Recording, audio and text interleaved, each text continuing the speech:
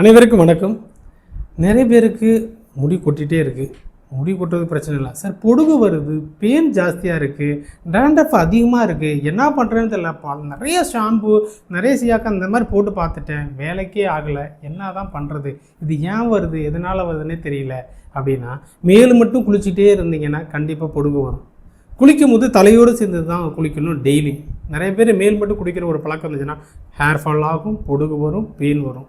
இன்னொன்று, இது யாருக்கும் தெரியுமா தெரியாதுன்னு தெரியல, கான்ஸ்டிபேஷன் ஆனால் டெஃபினட்டாக டேண்ட்ரஃப் வரும். அதனால் கான்ஸ்டிபேஷன் யாராருக்குள்ள இருக்கோ அவங்களுக்கு பொடுகு வரதை யாராலையும் தடுக்க முடியாது, பெயின் வரதையும் தடுக்க முடியாது. அதனால் அது குடல் சார்ந்த பிரச்சனையும் ஸ்கேல்பில் ரிஃப்ளெக்ட் ஆகிறதுக்கான அதிகமாக இருக்கும்.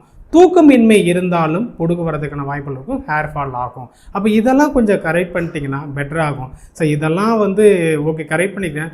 பொடுகு டோட்டலாக வராமல் இருக்குதுன்னா டெய்லியும் தலையோடு தண்ணி ஊற்றுங்க, இல்லைன்னா வாரத்தில் 2 நாள் எண்ணெய் தேய்ச்சி குளிங்கள். டெஃபினட்டாக கட்டாயமாக பொடுகு தொல்லை வராது. இல்லாட்டி வாரத்தில் 1 நாள் வேப்ப எண்ணெயை ஸ்கேல்பில் நல்லா அப்ளை பண்ணிவிட்டு குளித்து வாங்க.